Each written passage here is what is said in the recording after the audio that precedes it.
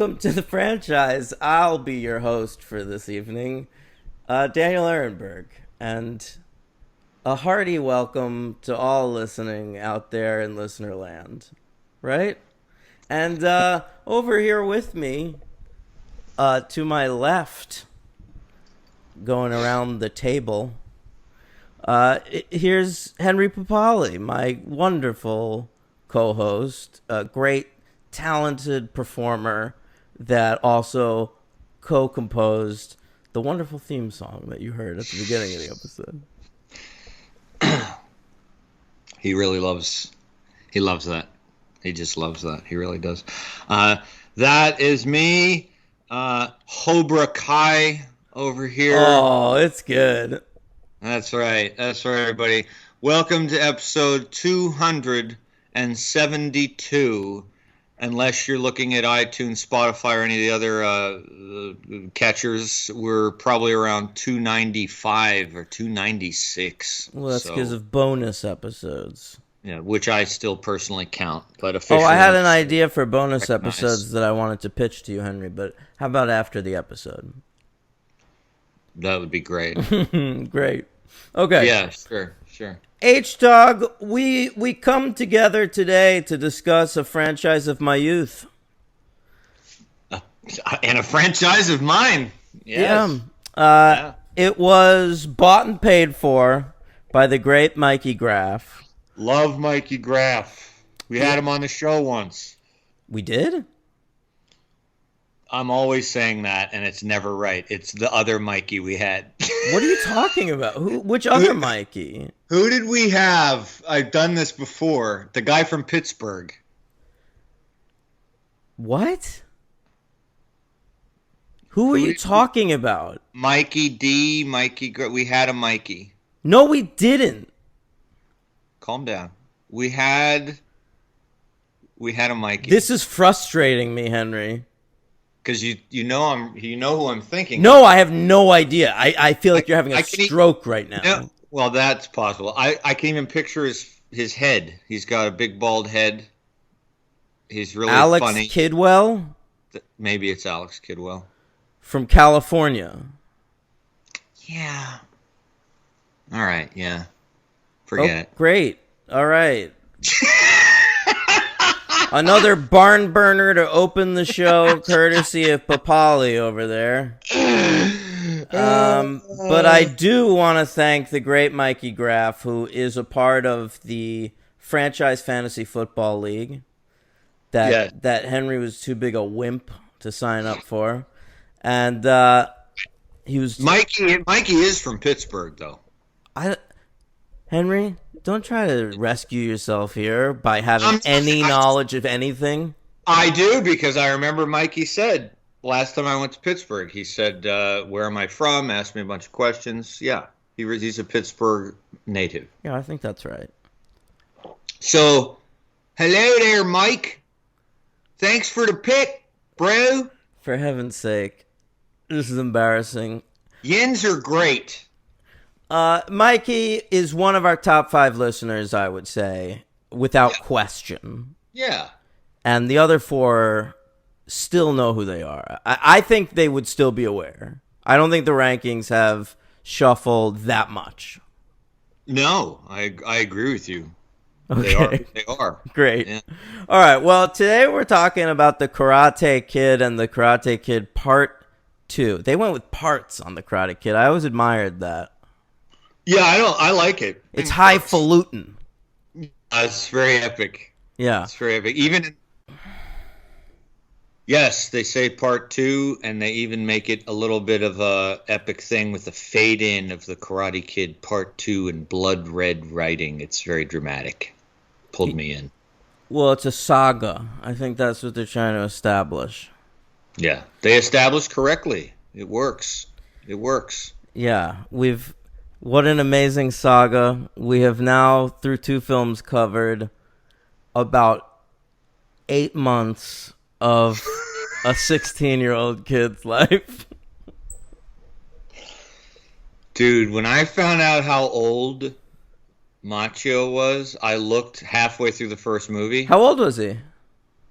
Dude, when they filmed the first movie, he was 22. Well, that's not that surprising. Dude, he looks like he's like 14. He does look young. He's a baby Oh face. my. But that's how you do that. He's like has a little bit of a baby face anyway. When you're 22, you look young. So they just shave every bit of hair from every part of you. It's not just that. It's like his body frame and everything. It's very strange. Like, and then in the second one, he doesn't look any older, and he's like 25. It's fucking crazy. He's not 25. They filmed it like pretty quick succession, right? He was born in 1961, so 1986. You know. He still looks young though. Like I see Ralph Macchio pop He does. up and shit, and I'm able to recognize him as maybe not the Karate Kid necessarily, but like he still looks vaguely like he did in My Cousin Vinny. That's true. A little more weathered. You're right. He did say that the Macchio. I read that the Macchio family rule is you take 6 years off of whatever your age is, and that's what you look like. Where'd you read that? I did some deep diving on this. What? Yeah, what the hell research did you do on the Macchio family? It was there. It was there. I also read like a link to a Sports Illustrated article that deconstructed the first movie with all the cast members. It was What are lots you of fun. doing? Whoa, you on like LexisNexis last night? No, this was a few days ago when I watched the movie. It was just I was just curious. I was interested in it, Okay. and went a little deeper than usual. Yeah. Deeper than usual. All right. Well, let's discuss the films, Henry. These were important to your childhood as well. Oh yeah, the first one. I know I had seen the second one, but I did not. I never rated it. I don't remember anything about it, and I didn't remember anything about it except Miyagi tweaking Sensei's nose. That's the only. That's the only part I remember. The first movie was huge. I mean, I was only 6 when it came out, but it had a long shelf life, even past the sequel. Like, it was just on TV all the time. We all did, like, the crane kick. We Yeah. all were, yeah. Was it on this show or was it on the behind the paywall on patreon.com/the franchise that I was talking about the movie Big and how when that movie came out, it was sort of like presented like it's this instant classic that's going to be a part of the cultural conversation for your entire life. And it kind of didn't pan out that way. Like, it's a great movie, and I think it still is. Yes. But I don't know. That feels like that might have been on the paywall because we might have been talking about like movie soundtracks or some shit like that. I don't know, but Maybe. that was very recent. But Yeah, anyway, yeah, I yeah. feel that way about Big, and I kind of feel that way about The Karate Kid as well. Like, Yeah. you know, people do talk about it. Like, it has stayed a part of the cultural conversation. That Jackie Chan one was a really big hit at the time. And Was it? yeah, it was. Like, it made the most money of any Karate Kid movie. Huh. And, you know, that Cobra Kai show, you know, Yeah. did well enough on YouTube that Netflix picked it up. So Yeah. clearly people are watching it. Oh yeah. I mean, I don't know. Maybe it is relevant. Maybe Cobra Kai has brought it back to the land of relevance. I think so. I know some people like closer to your age actually who just love Cobra Kai, like because they remember the being around your age, not so much mine, but like that. I don't know. It really was a big impact on them, on their generation too. So, I mean, what you tell me was that movie the original, like a thing when you were little? Big time. Yeah. Okay. You know, because they kept making sequels, so Right. it was around. Like, the video stores always had the Karate Kid. That's right. So it's like, I'm a kid. I like karate. I think my dad might have suggested the first one to me. Like, hey, it's about a kid named Daniel who's into karate. You want to watch it? I'm like, yeah, all right. Right. Absolutely. So, yeah, and there was a cartoon. Around the time of the third movie, there was a Karate Kid cartoon, and I think I watched that. See, I don't remember that. I would have known about it for sure, but I don't remember it at all. It didn't last. I mean, it was only on for like 10 episodes or something, but I think I watched it. By the way, I can't really understand why you did not introduce yourself as Daniel's son. I don't get it. Oh my god, I didn't even think to. I mean, what a missed opportunity. Yeah, folks. I mean, of course, growing up, I was called Daniel's son constantly. I still am. People will meet me and call me fucking Daniel's son. Hey, there's worse things to be called. That's cool. I like that. Yeah, it doesn't bother me that much. I did have a little bit of PTSD, though, in the scene where they were, like, bullying him in the showers in the school, Yeah. and they were calling him Danielle. And I was like, yeah. I got Henrietta. That's funny. We Yeah. both had that shit. Oh, it's great. Yeah, people are nice. Yeah. Yeah, not at all homophobic either. No. Yeah. Okay. H-Dog. Yeah, so I got really into it. I took karate because of the Karate Kid, Henry. I thought it was Taekwondo. Well, it was, but, like, that's just Yeah, because Taekwondo was the studio that was near my house that participated in the martial arts. Totally how Americans are. I totally understand. I took one lesson of Taekwondo and then it was too expensive, so I couldn't keep going. But I took Taekwondo, same reason. It was near me. YH Park Taekwondo. It was great. Mine was North Park. There you North Park. Wow. Okay. So I became a black belt as a fan of this film. Yeah. And I mean, I looked up to Daniel LaRusso, Henry. This was Sure. my guy. I get it. I totally get it, man. All right. You know. So this film was developed, this fella, Jerry Weintraub. Very famous producer. Very famous. He is, isn't he? I mean, yeah. Of course he is. Didn't he produce, like, Alien? Everything, this fucking guy. Yeah. You want to name something? No. No? You don't want to No. commit? I do, but I have my page on something else. I don't want to fuck it up when we get to it. So, yeah. All right, I've got him open right now. Jerry Weintraub. A lot of stuff.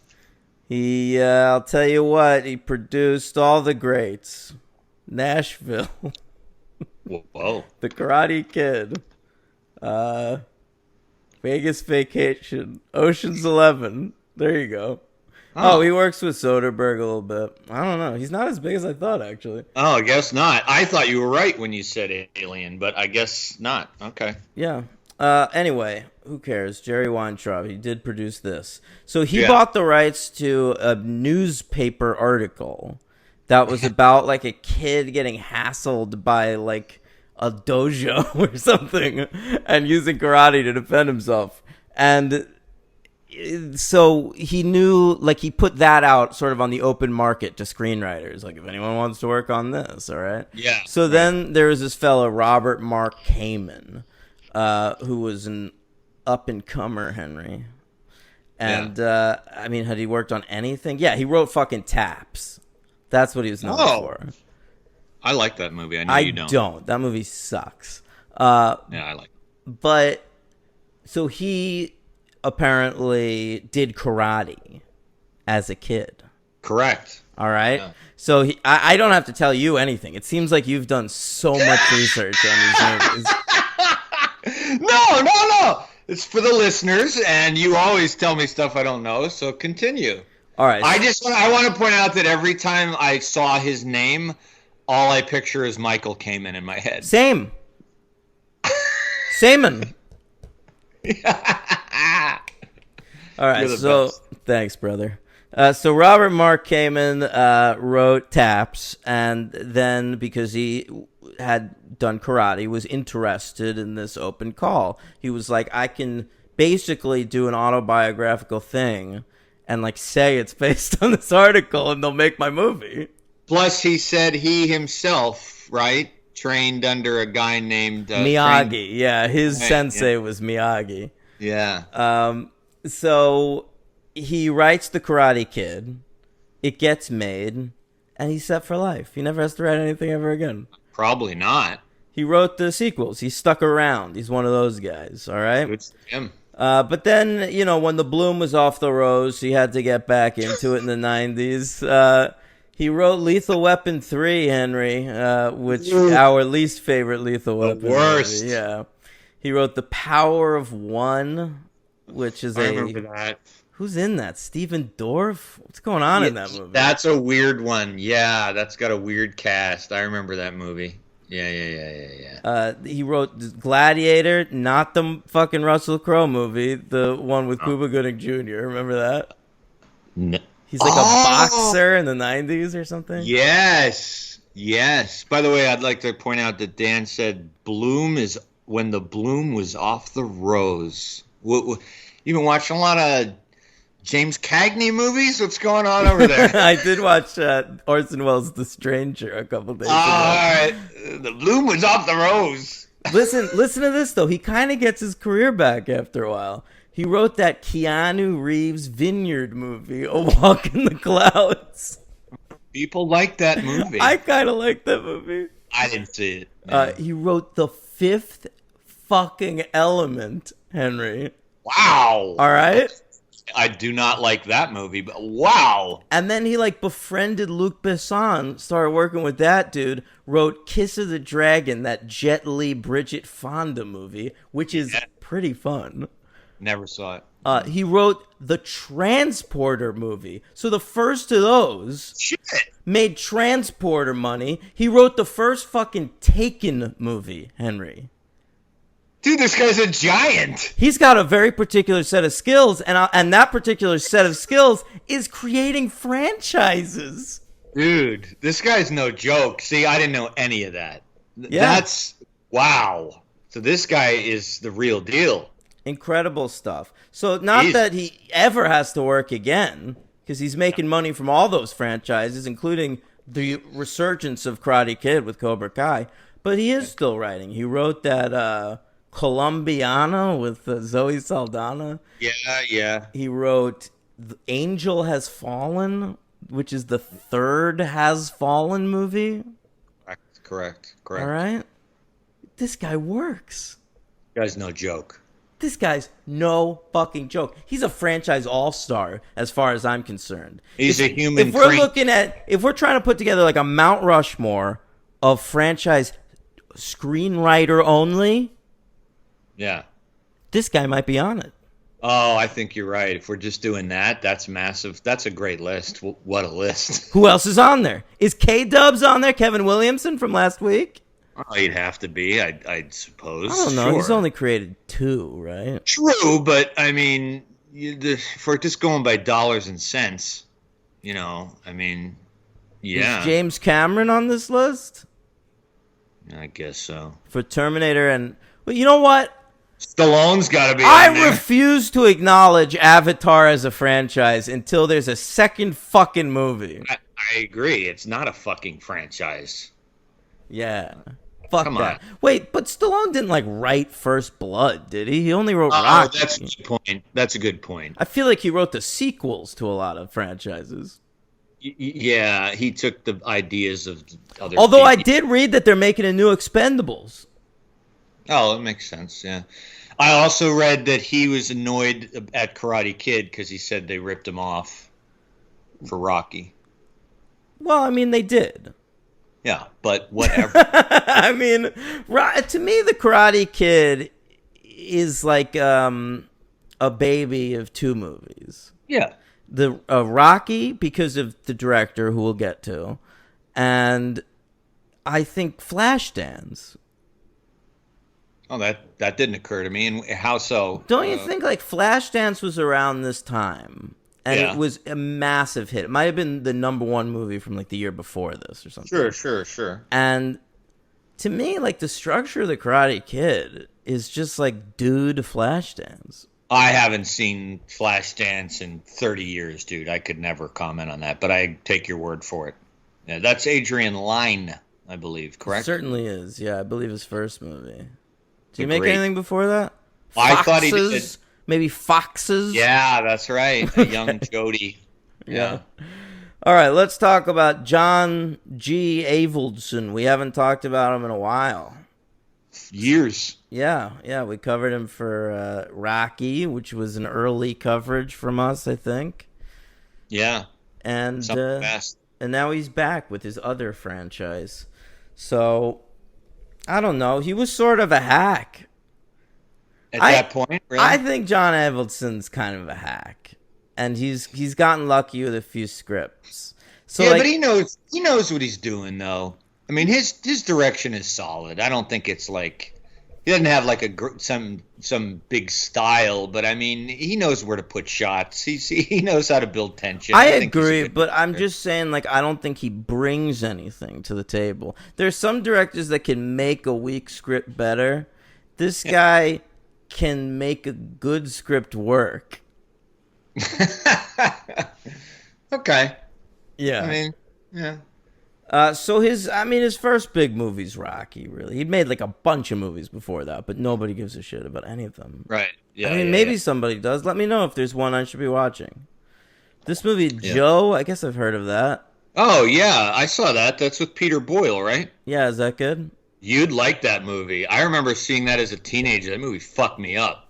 That's like you saw it. It's like a hardcore with George C. Scott. Ooh, I like that. It's very much like that. Yeah, yeah.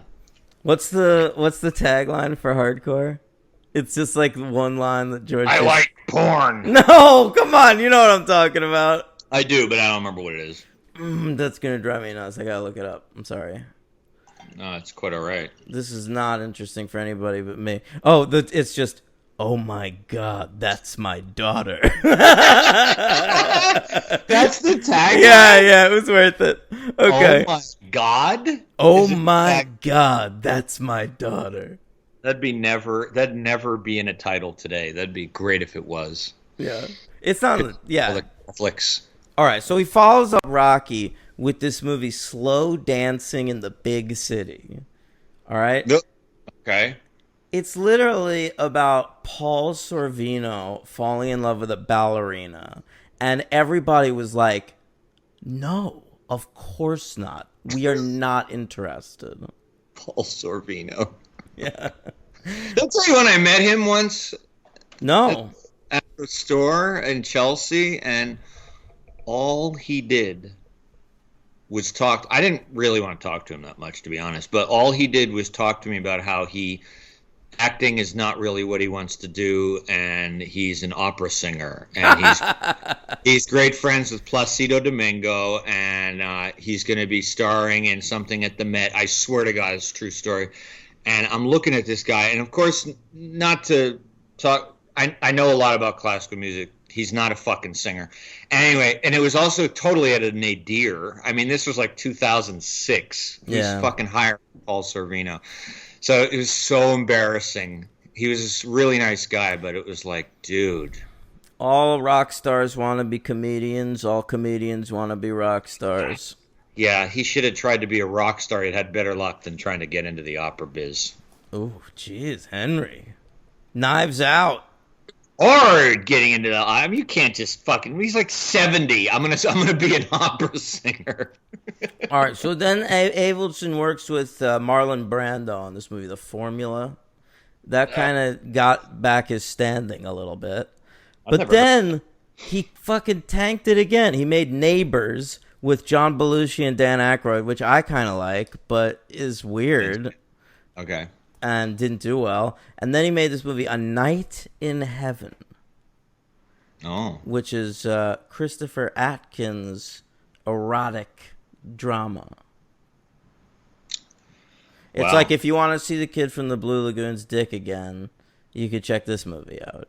Well, he does unrequited and then requited love very well. That's never consummated on screen. Avildsen, Karate Kid, Rocky. You know, we get a lot of long courtships. He's into long. That's true. He is. He's into tea ceremonies. He likes a tea ceremony. Well, oh, that's right. He did the sequel. Yeah.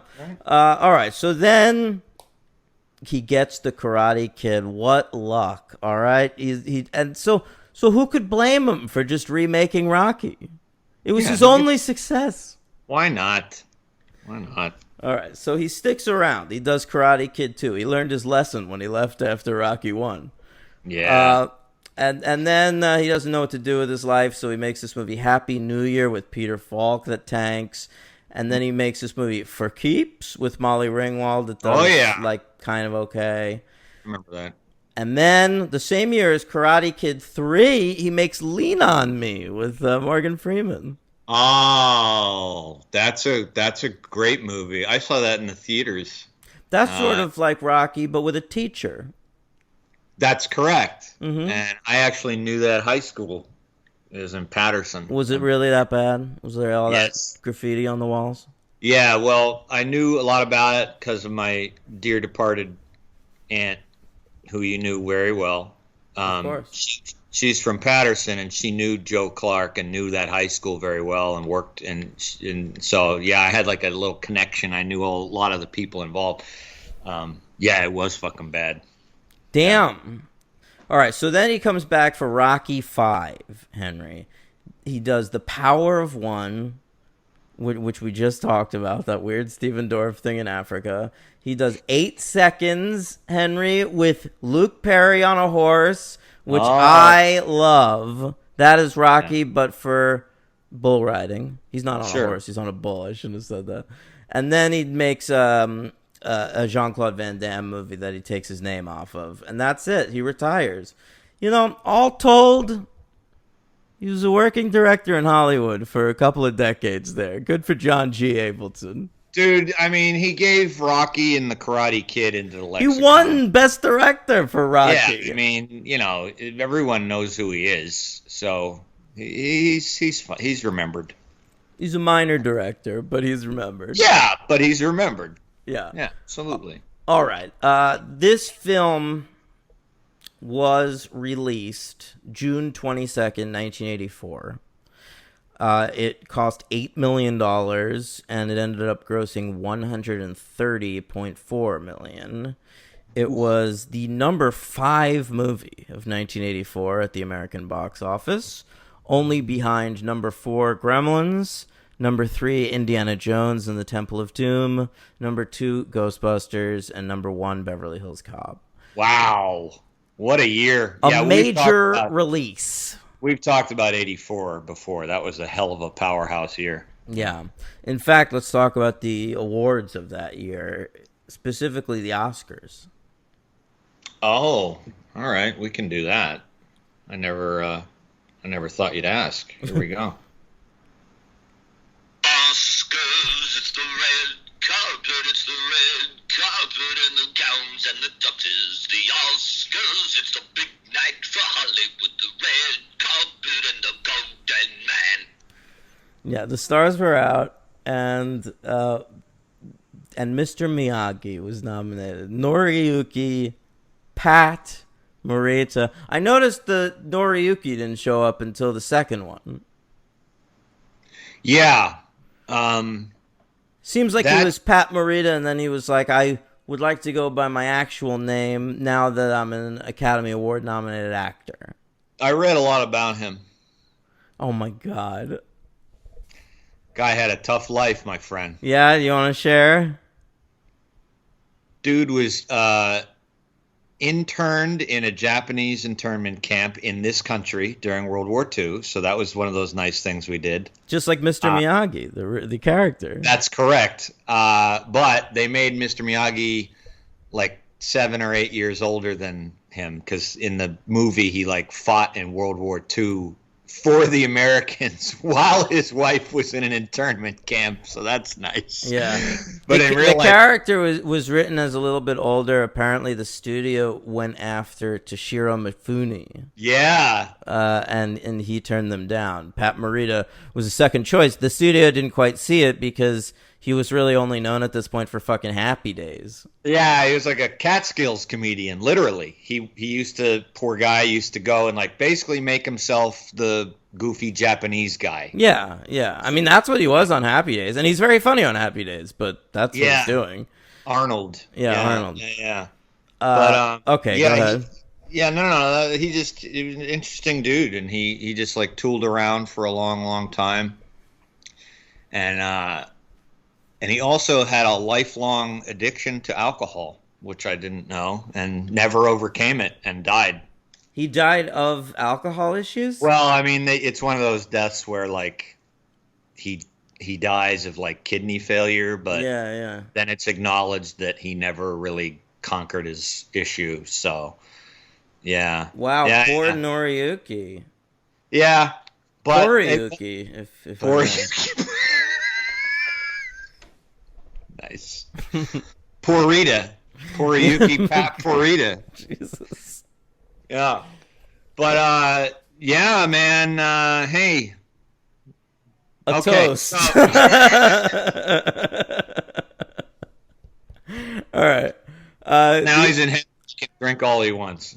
So there you go. Yeah, well, I'll tell you, Pat Morita was nominated for Best Supporting Actor that year for the Oscars, and he lost to Hein Ngor Yes. from The Killing Fields, who we talked about. You'll hear it on patreon.com/the franchise. We did an episode of Award Bros where we talked at length about that dude. So if you're interested in his sad backstory, it's Sad Backstories of Asian Actors Week here on the franchise. You got that right. We did the 85 Golden Globes, which covered all the 84 things, and Morita was up for a GG. So He certainly was. You want to do that thing? sure. It's the GGs, the Golden Globes. It's the Hollywood Foreign Press, mostly French. Yeah, same thing. He was nominated for that award as well and lost to the same guy. Correct. Yeah. Yeah. All right. Henry, let's talk about the Karate Kid. Karate Kid. Yeah. So we have Daniel LaRusso. Yeah. All right. We also have Bill Conti coming back with John G. Avildsen. I thought that was funny. Well, I'll tell you what, he writes some banging music. Yeah, it's decent. It's no Rocky soundtrack, but it's pretty good. I would say there's one song that's as good as anything on the Rocky soundtrack. I don't think he wrote that. What? He did too. I looked it up. He really? Yeah. Good for him. Are we gonna get a little sample of that? I had it queued up last night, but now I lost it. It's okay. Sorry. All right. It's quite all right. If you tune into Patreon and you'll hear that song. Yeah. All right. Well, that's a classic, isn't it? It really is the decade. I don't think there's another decade where you got as many inspirational power rock ballads that really kicked some ass as much. That just kind of stopped. You know what? It turned into hip hop. Now all the inspirational ballads and like the not even like the power kind of songs, like about like how awesome I am and shit. Like WAP. WAP is kind of the modern version of this. Give me what's that again? I know that. Well, you don't know what WAP stands for? I don't know. No, I do. What was that? What is that? I don't know. WAP. What could that stand for in the world of hip hop? It's a Cardi B song. Oh. You want to say it? What do you think it is? I recently heard a Cardi B song that I hadn't heard before. It was extremely graphic. Oh, yeah? Yeah. Well, that's what she does. Now, what does WAP stand for, Henry? It's a derogatory term for Italians. I don't believe that's true. Oh, okay. I don't know. Do you actually not know? I don't think so. If you tell what me do you think it is? I don't. I have no idea. You acted like you thought of it. Was that all a ruse? It wasn't. I just don't think I'm anywhere close. Okay, it's wet ass pussy. I was right. Okay. Oh, he was right. You were pulling the ruse, though, because you said that was the inspirational tunes. No, I think it is. I think that is what inspirational... Wet ass pussy? Yes, I think like women now are like, yeah, fuck yeah. I got a wet ass pussy.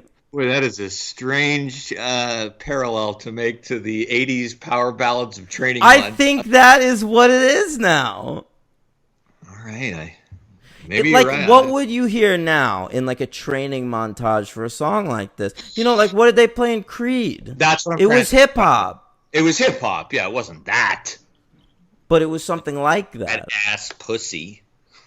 Well, that's a very specific, Jesus. targeted form of inspiration. Say, Yeah. moving for hustlers. Oh, come on. All right. Now, Karate Kid, where are we? With Bill Conti, you brought up. We didn't even start. All right. So he's moving from New York, not New York, New Jersey. Oh, Newark, New Jersey. Nice touch. Yeah. For a change. To Los Angeles. I don't appreciate how quickly he assimilates to Los Angeles. Like within 4 minutes. Like, he's like at the beach Yeah. the next day. All right? Dude, he didn't get out of his car, and he's already made a friend in the apartment complex. Well, I have a lot to say about that friend. Not all right? a good friend. No, I think he's a great friend. I think Daniel fucked over that friend. Dude, that friend leaves him on the beach when he gets his ass kicked. He's like, all right, yeah. When his buddies are like, yeah, you know how to pick him. Let's go. And he's like, all right. It ain't that guy's fault, man. He's under peer pressure. Daniel shouldn't hold that against him. All right? Nothing wrong with that guy. I'm going to defend every character in this movie. I think there's no evil character in this film except the dojo captain. I agree with you. The sensei. I agree with you. Yeah. What's his name? Kreese? Kreese. Yeah. Yeah. Which is funny because I don't recall, I'm sure they say it, but I don't recall them even saying his name in the movie. I just heard Sensei over and over again, and then I had to look at the credits to see his like character name. They go all in the second one, though. He's Kreese. Yeah, for sure. All right, so what? He's in Newark. Yeah, mom gets a job. This is either a lie or a continuity problem in the script because Daniel tells the guy at the apartment, his friend, she's working for the government. Rocket Computers, and then the next scene we see her as a waitress. What? Wait, I didn't notice that. Yes, she's a waitress. She's like in the restaurant with Daniel, and then she's talking to him about how she's going to be on a manager program. That's right. I forgot that. So he lied. Yeah, which I understand. But then why'd they move to Reseda? That's not explained. Clearly, we find out in the second movie she's widowed. We don't know in the first movie if she's divorced or widowed. I think they should have done something more with this because the first movie has a weird setup where you learn absolutely nothing about Daniel's dad. You don't, and I kind of liked that because I didn't. But at the same time, one line of dialogue would have been valuable. No, but see, in the second one, that leaves so much room. They ultimately just say his dad's dead. Right. But what if his dad was like a super spy or the best karate guy in the world? What if his dad was Sensei Kreese? You just blew my mind. Or like they're in the witness protection program. That's why they're in California. And like the dad sees in the newspaper that Daniel LaRusso won this karate tournament. And he comes to Reseda to challenge him to karate. Yeah, and that's why he wants the destruction, and he looks across, and then he looks at the mother, and he's like, sweep the leg. Oh yeah, you got to keep sweep the leg in the movie. I wouldn't want to change that. Never. Yeah. Okay. That's so body great. Bag. Fucking great, man. I gotta say right off the bat, I hadn't seen this movie in fucking ever. Same. And okay, good, yeah. And I had rated it on Letterboxd 4. Which is fine. But this was one of those kind of a sneaky thing. As I was watching the movie, it brought back a lot of great nostalgia, but I was also kind of like thinking like, oh, maybe this could be a little bit tighter, this and this and this. But then it was over, and then I thought about it a lot. It stuck with me, this fucking movie. I kept thinking about it, and I was like, the movie's fucking great. I agree. Like, I gotta say, it stuck with me. And yeah. I've never been more interested in watching that Cobra Kai in my life because there are so many places you can take it. Like there are a million threads that are just like dangling in this movie and begging to be touched on. Totally true. And I've actually been I've been pushed for like 3 or 2 years, however, to watch Cobra Kai by people. I had no interest whatsoever. No fucking interest. Yeah, whatsoever. same. And when it was on YouTube, you could just tell people I'm not watching a fucking show on YouTube. But now that it's so available on Netflix, like there really is no reason to say no. Well, and I don't even like this did it though. Like I didn't need anyone pushing me. Like this movie, I was like, yeah, I don't know, I'm in. Yeah, same. I am so excited. And every character, Henry, that would show up, even for like 2 seconds, then I'm like, I want to know what happened to that guy. I look them up, and they're on fucking Cobra Kai. I know. Same here. It's in the second part, too. Yeah. Like the fucking kid who... Okay, so in the... Henry, let's just talk about the plot. I want to like get into the plot a little bit, all right? So they're in fucking Reseda, and Daniel gets out of the car, makes a big splash, meets this kid, makes a friend immediately. By the way, this kid is desperate for somebody to talk to. I mean, come on. He is aching for a friend, this kid. Sure. So don't tell me that he abandoned Daniel. It's not like this kid was playing hard to get. No, I just thought it was shitty what he did at the beach. Well, he was a little cowardly, but I think it's forgivable. It just helped him up. All right, I hope that kid's in Cobra Kai. Anyway, fucking. So then we see that he's nice to old people. They set that up very early. Yeah, that's true. Mm-hmm. That's true. And because he leaves out some water for the dog of the woman who gets her marble rye stolen from her by Jerry Seinfeld. Wow, look at Dan, just showing off right now. Mm-hmm. Woo! All right, that's what I recognized her from. Frances Bay is the name of that actress. Recognize her at all. All right, so he gets invited to the beach. Great. I live in California now. I could go to the beach. That's awesome. So he goes along with these pals, and they're having a whale of a time playing soccer. And and he spots in the distance a fresh-faced goddess by the name of Elizabeth Shue. And I mean, looking perfect. I was in love with her. One of my earliest crushes. Adventures in Babysitting clinched it for me. If I saw Elizabeth Shue on the beach, I'd be like, I'd probably say something like, yeah. All right, sorry. Go on. No, never apologize for that musical cue. I might even say the other musical cue that hadn't been invented yet for the second movie. Oh, sure, yeah. The Glory of Love. Which will be in my wedding. Well, are you getting married? No, but I mean, if I ever do, that'll be in the wedding. I have a whole playlist. You're like in your 50s at this point. I don't think you're getting married. No. You think you're going to like have one of these old guy weddings? Keep hope alive. I can have it. If I reach a certain age, I'm only a couple of years off, I can probably have it for free at the Bob Evans or Perkins down the road. That's pretty depressing. I got news for you. All right. The American Legion. They let seniors get free reception. Didn't you perform there once? Yes. I remember that. There you go. Did you play Smooth by Rob Thomas? I hope not. I hope not, too. No, we always edited our shows for that place. All right. I don't know what that means, but I'll give you the benefit of the doubt. All right. So they're playing on the beach. He sees Elizabeth Shue. She's looking beautiful. She's immediately eyeing him right back. A little bit hard to believe, but I went with it. I mean, he's a cute guy.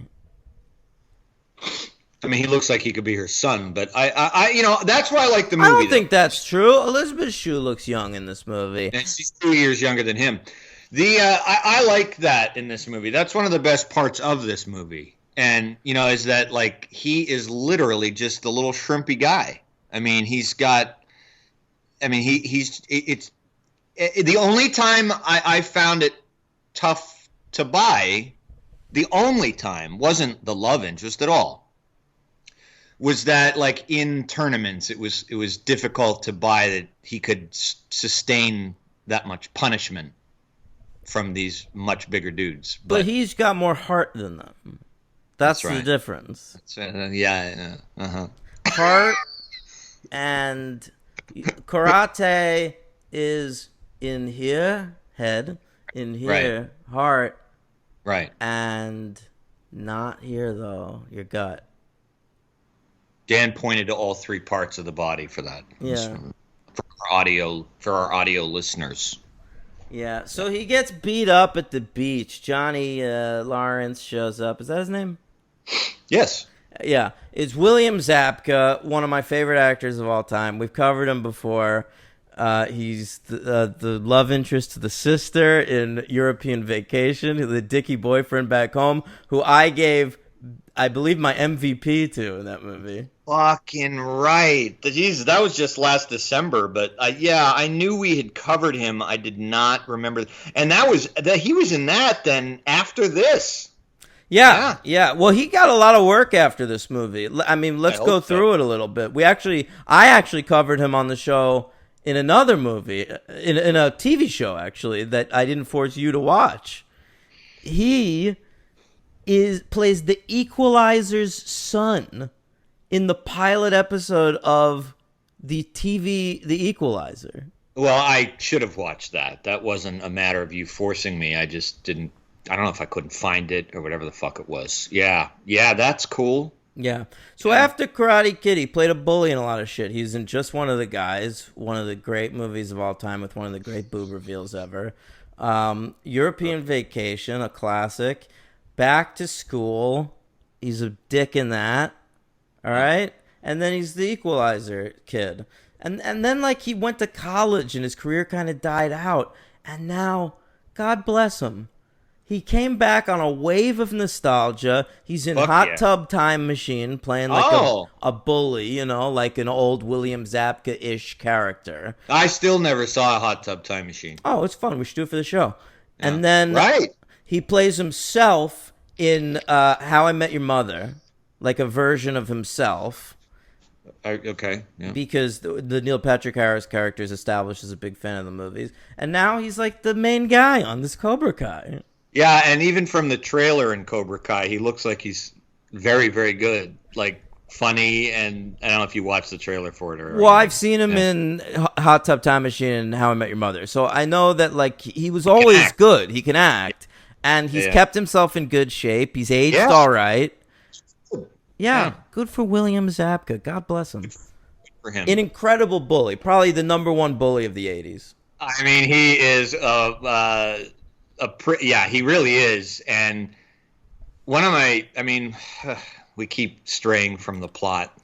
I want to. Apparently, it was between Zabka and Crispin Glover for that role. I read that. Yeah, fucking wild, man. And between Elizabeth Shue and Demi Moore.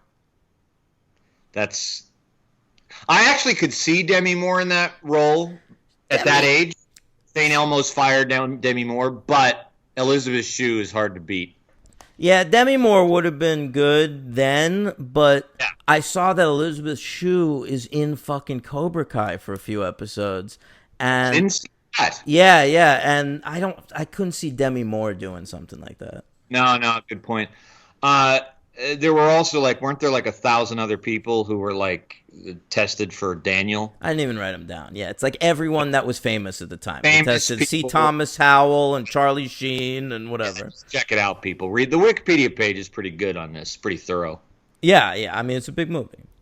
Yeah. All right. Also, they said that LaRusso was Daniel Weber. And because they cast Macchio with his darker skin tone, his Italian skin tone, they changed the name to LaRusso. That was nice, too, because, it's just, not a generic wasp. It's just, it always is. And to make him an Italian kid, and he's not It's not like his mother is like fucking right out of Goodfellas. So I feel it's like this kind of mom's a little absentee, if you ask me. big time. But I meant ethnic wise. They don't overdo it. They don't overdo it. I think she's Jewy. The mom came across Jewish to me. Well, it could be. She could have married an Italian man. Do you know this actress? No, and I thought I would. I knew her from one thing. What? Okay, listen to this. Do you remember on Mad Men, Dawn once had a secretary that died at her desk? No, I don't remember that. Yes, that it's during season 4. It's this woman. She was like around for a number of episodes. Her character's name was like Miss Blankenship. And then, like, suddenly, one episode, she just died at her desk. Wow, I don't know how I don't remember that. All right, that's great. Okay, wow. Jesus Christ. Yeah. All right. I thought dead, so I'm glad she's still, well, she could be dead. All right. So Daniel was into karate back in Newark. Right. All right. So he goes to look for a local karate studio where he sees a Cobra Kai dojo. That's right. All right. So he walks into this thing, and this scene I found to be one of the more fascinating scenes in the movie if we look at this thing as a franchise. And we are. Okay. Because our show's called The Franchise. Our show. Yeah. Our shows, yeah. Yeah. So he goes into the Cobra Kai dojo, who, as we know, they're the villains of the movie. Yeah. All right? But he initially goes in to sign up to be a member, and he's watching the session from afar, and it's Kreese in charge, and there's a voice, a disembodied voice, sort of running the class from the front. He can't see who it is at first. It turns out to be Johnny, the kid who beat him up at the beach, and that's why he ultimately doesn't join the Cobra Kai dojo. But he wants to at first. Like, when he's watching that class, there's a little gleam in Daniel's eye, and he wants to be a part of that Cobra Kai dojo. He even sees the way this guy's teaching it, and he's like, I'd want to do that. Very perceptive. Okay? So this is what it reminded me of. Think about this franchise, Harry Potter. Okay. All right? Remember in the first Harry Potter, the Sorcerer's Stone in America, because we're stupid. Yes. Uh-huh. Yes. Yes. They put the Sorting Hat on him. Right. Remember? Right. It's that hat with a face. To pick which house he's going to be in. Exactly. Okay? I'm already impressed with myself. Okay. And Harry he wants to be in Gryffindor, okay? And he does not want to be in Slytherin. Right. All right? So he's saying to himself out loud, not Slytherin, not Slytherin, okay? And the Sorting Hat goes, really? I think you do well in Slytherin, are you sure? and Harry's like, no, not Slytherin, not Slytherin. And the Hat goes, all right, very well. Gryffindor! And, all right. So in that scene, what they're doing is presenting the idea that Harry may have thrived in this villainous territory, but he wants to be a hero. Correct. All right? That's what we're doing here with Daniel. Daniel sees the Cobra Kai, and it's like the path not taken. Like, if Johnny Lawrence is not in that class, then Daniel trains under that teacher and becomes Johnny Lawrence. Wow. All right? Even if he had never gone to the beach with that friend. Yeah. You know, he would never have met Elizabeth Shue. Very he interesting. would be a Cobra Kai. Did you came up with this theory? Yeah, and I hope they touch on it on the show. That's very, very interesting. I bet you they will. Seems like in 40 episodes they might mention it. Yeah, that's very interesting, dude. Yeah, very, very, very interesting. Good parallel with Harry Potts. Yeah. Thanks, bro. All right. Amazing. observation by me, I would have to say. All right, I already gave you credit. Give yourself credit if I already did it. Yeah, and it's funny because I just focused on the intensity of the class, and then him seeing Johnny Lawrence, and then I was done with the scene. Like, probably like a typical viewer, I was just like, okay, yeah, I get it. Minor scene. I didn't think beyond that. Yeah. All right, so he doesn't want to show his face at school events. He befriends Mr. Miyagi because he loves hanging out with old people. I was actually surprised he sort of snubbed Mr. Miyagi at first. Well, he was the main. This is a little odd in the plot as well. Mr. Miyagi is the maintenance man. He's their super. Well, they call him the maintenance. I know, but that's what he is. He's the super. Right, you're right. He does what a super does. And then you really, like, that's how Daniel, like, asked him to, like, fix the faucet, I believe.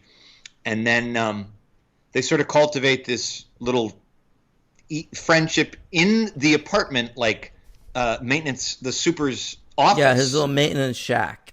Cutting bonsai trees. And then we never see him, Miyagi, go back to that place and then find out he's kind of got this, like, incredible pad in this vacant lot where he's clearly just built all this shit himself. And it was interesting that, like, it seemed like Miyagi doesn't really even, doesn't even financially need this super job. Like, I don't know he never goes back, or we just don't see him there ever again. I have theories about this. You want to hear them? Sure. I think Mr. Miyagi owns this apartment complex that he lives in. I think Mr. Miyagi has many assets. Okay, he's got a lot of income. Clearly, he was able to go to Japan at a moment's notice in the second movie. He's got all those cars. He's got all those cars, which he clearly refurbishes on the side for fun. He was able to get Daniel into that tournament right away, so he's got weird connections. He's crafty too. That's some great stuff there. I love in that. Yeah. So I think he, owns this place and works there as the super to save money. All right? It's not like it's a cush job. It's not like it requires anything of him. He brings those bonsai trees. He clips them in that little shack. And then, he ain't fixing the pool. No. Maybe once a day, some kid comes up to him and is like, our sink's broken. All right? And he's Mr. Miyagi. He could fix a sink in 2 seconds. Yeah, he just rubs his hands together and he fucking touches it and it's done. So he walks in to fix the sink. Daniel's practicing his kicking techniques from a book, like a little loser. And that's a great touch to have him doing it from a book. I know. And he sort of snubs Miyagi. They don't talk much. But then Miyagi fixes his bike. All right? Yeah, lovely. And that's really nice. So then it's Halloween. And he wants to go to the party. But he's afraid to because the bullies might be there. And Miyagi's like, you have no one. And Daniel's like, I have you, Mr. Miyagi. Yeah. And he's like, you young, want pussy, not old prune like me. That is partially a direct quote.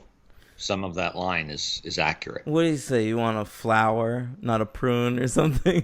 No, that part you got right. I was talking about the pussy part. Yeah. Yeah. All right. Anyway. Exciting stuff there. Mr.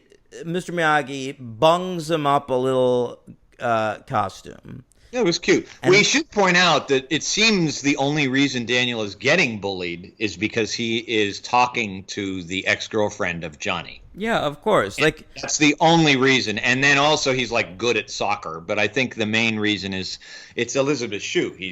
She's clearly entirely Elizabeth Shue, and Elizabeth Shue's way into Daniel right off the bat. Yeah, because that happens. I know. He's in fucking high school nailing Elizabeth Shue. In the second movie, he gets an equally tasty number. Anyway. Tasty. He is beautiful, that Kumiko. Yeah, Kumiko. Okay, sorry. Well, it's the same thing. Whatever. Where are we? Oh, Halloween. So he Yeah. goes dressed as a bathtub, which is a genius Halloween costume because it closes. You could put a curtain around you, just make out with your lady.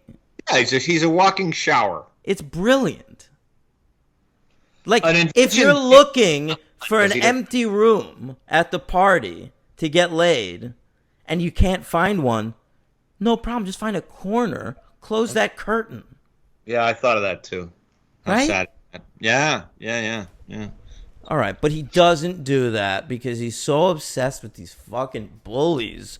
So he's in the bathroom at one point taking a pee, and he hears John. What?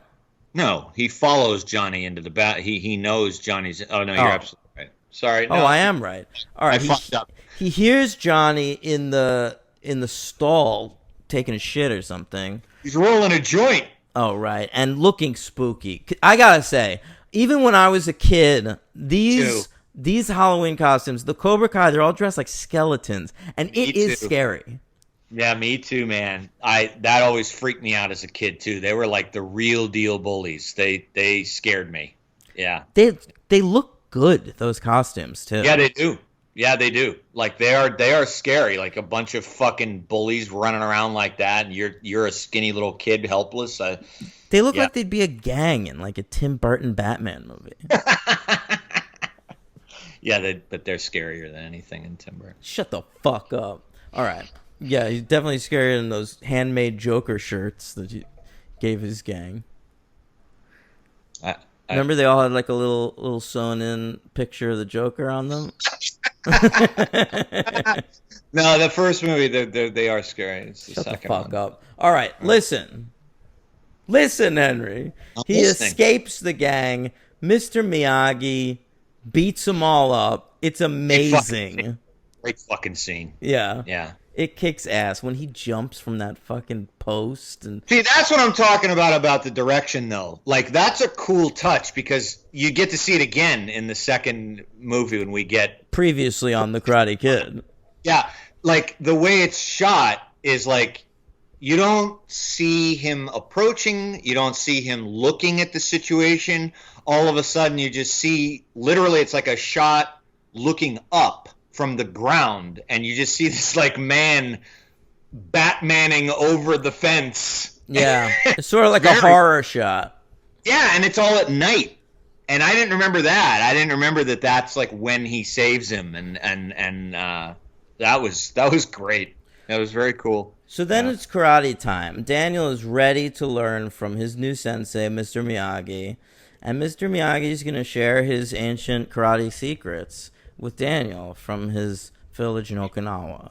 And so he takes him to his cool little house and teaches him how to wash a car and paint a fence.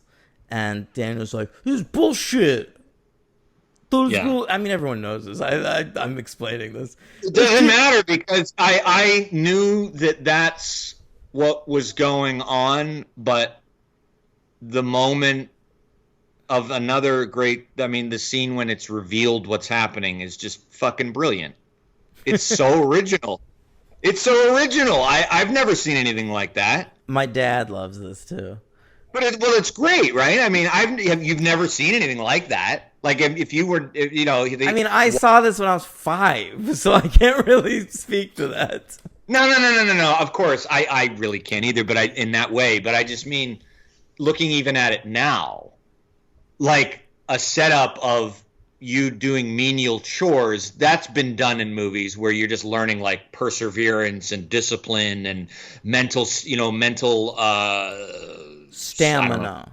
Thank you. Yeah. And then in the scene where he's like actually showing him that he's learning karate moves, that's fucking great. I mean, that's the writer obviously, but it's just very, very great. It is very, very great. So it's wax on, wax off. You know, all Paint up, Yep, right? yep. And then left to the right. I couldn't remember what chore that was. When he's doing left to right. Is that the house? That's the house. Painting the house. Yeah, painting the house. Yeah. And it's all blocking techniques because karate rule 1, is all about defense. Rule 2, check out rule number 1 over there. Like Fight Club. Yeah, it is like Fight Club. Fight Club ripped off the Karate Kid Part 2. Which is immediately what I thought of when I watched the second part. We learn more about Mr. Miyagi. His wife died in childbirth in a Japanese relocation camp during World War II while he was fighting for the Americans, like you said earlier. Killing Germans. Yeah. Yeah, I mean, what else? What other lessons do we get from Mr. Miyagi? Well, I guess it's her. I don't remember why he's getting drunk on. It looks like whiskey or something. Which is like a cheap, like fifth of. I don't know. Is it like their anniversary or something? I don't know if he even says, or he just picks a night to like dress up in his old uniform and look at his wife's picture. Is this when he gives Daniel the gi that his wife knitted? Well, the day after when he's sober, I believe. But yeah, not a lot happens when he's wasted, but it's a good scene. Yeah. It's played well, and I love the interaction between the two. I mean, we got to say off the bat, that's one of the main reasons this fucking movie works, is that Pat Morita and Ralph Macchio have this great chemistry. Yeah, and it's the only reason anybody would be interested in a sequel is to see those two guys again. It's like if they couldn't get... Like, Elizabeth Shue doesn't come back for the sequel. She's the third billed actor in this movie, and it's okay, basically. It is okay. It's a shame, though. It's a shame, but it's a shame. But it doesn't matter that much. Really, you need those two guys. Correct. Mm-hmm. That's right. Yeah. It's funny because I feel like because I watched these in the same day, part 1 and 2, I felt it more. And I think if I would have separated a little bit, like if we had for some reason to separate these by weeks, I wouldn't have felt it as much. But I was like, wait a second. She fucking went through all this shit with him and now she fucking dumped him? Whoa. Wait, she dumps him? Yeah, for a fucking football player at UCLA. He says it in the beginning. He does? I missed that. Yeah, in the beginning of part 2, he's wearing his fucking blue tux. They must have like just gone to the prom. Function. They went to the prom. And she fucking dumped him for a college football player. At the prom? Clearly, because that's where he's coming from, to Miyagi's house in this fucking tux, man. Oh my God. That makes no sense from a character standpoint. No, it doesn't. Come up with something better. Well, hopefully they fix it on Cobra Kai. Yeah, maybe she explains it. Mm-hmm. I don't know. Maybe Daniel's lying. I think he got cold feet about the whole thing. Maybe Elizabeth Shue. Maybe Allie went to Las Vegas, met an alcoholic, became a prostitute, and just shacked up with him for a while. I hope not. Until that guy died. I don't want that character to be the same character. That would be a shame. Maybe she needed to go babysit some kids in Chicago and just let it go. You know? Maybe she had to meet an international super spy played by Val Kilmer. That was my next one. Mm-hmm. Yeah. All right. What do we got next? Oh, he's got to compete. Listen, he's got to fight Johnny Lawrence. That's what it's all coming down to. They have this big confrontation. Mr. Miyagi goes to the Cobra Kai dojo to try and, like, reason with the sensei. Like, listen, your kids are hassling my kid. Can we call a truce? Karate's about peace. But right. This guy's all about no mercy, like, destroy all. So, like, he's like, no, not only are we not going to give you a truce, but I want Johnny to fuck up this kid right now. And Mr. Miyagi's like, not right now, but, like, they'll fight. And he's like, fine, just tell me when and where. There's a poster on the wall for this upcoming karate tournament. Miyagi's like, don't even worry about it. I'll get him in this tournament. Daniel is going to win his way all the way to the end. I assume Johnny will as well. And it's all going to work out that they're going to fight in the finals. All right? Yeah. And key point, that he does say until then, nobody touch, don't leave the boy alone. And Kreese agrees. He says, fine, 2 months to train, and he yells at his students to leave him alone. And the boys go for it. There's like a couple moments where you can like see one of the boys like wanting to beat the shit out of Daniel, and they don't. Yep. That's a good touch. I mean, it also shows the fucking psychology that this guy wields over these poor kids. Like, Yeah, they'll it's just true. do anything he says. It's a real cult of personality situation. Yes, he's a Vietnam veteran. We should point that out. Crease. Is that right? That's established? he's got It is. Got his photograph on the wall and his Right. fucking fatigues. Probably torched some villages, killed some kids and women. That's clearly what's implied. It really Oh. is. Like, this dude is supposed to be Sean Penn in Casualties of War. That's great. I was just going to say he's supposed to be Tom Berenger in Platoon. Either way, that's who he was, clearly. Yeah. That's funny. All right. So basically, that's how that shit goes down. They go to the tournament. Elizabeth Shue goes with them because, like, even after Daniel like spends the entire movie fucking ignoring her, she still wants to fuck him. And then, like, he fights his way to the finals. It all goes great. He's never competed in a karate fight with somebody before this tournament. No, and can I just point out something really quick that we glossed over? I really also like, even though it's not particularly subtle, I do like the class disparity that's clearly going on in the movie too. Like, they make Elizabeth Shue, it's heavy-handed. They don't do anything with it. Like, I would love it if, I mean, I understand, like, Daniel, like, the car won't start in front of Elizabeth Shue's house or whatever. Yeah, and her parents are like assholes. By the way, they're my LVPs. Her parents? Yeah, just because also their acting is just whatever. I mean, they're not given much to do, but just fucking cardboard cutouts. But anyway, yeah, she lives in this ridiculous mansion, and then there's a terrible scene a good scene, but at the country club, right, where everybody sees Daniel like he's supposed to meet her, and then he gets humiliated because he sees her being forcibly kissed by Johnny. Oh, that's right, yeah. And then that's she slaps him, and he doesn't see the slap. It's a misunderstanding. But of course, the weirdness of that, but of course, that's relationships, is that she's mad at him when he goes to her at the arcade. And it's like, how are you mad at him? Where does this logic come from? All he saw was this terrible scenario in there. Nobody should be mad at each other. At either of them. I think she should be mad at Daniel. For what? For not giving her the benefit of the doubt, not trusting her. Well, like, that's true. That is true. Stick around for 2 goddamn seconds and check out the context. Well, he got lambasted by a plate of spaghetti, remember? Oh, you're right. That was why he Forgot left. about that. But, yeah. But anyway, they make up. Yeah, so then you could take it. I'm sorry. I just wanted to. Yeah, they go to the tournament. So it's tournament time, and it gets up to the semis, and it's Daniel LaRusso versus Bobby, who's sort of like the second best karate guy over there. He's the guy who later says, put him in a body bag.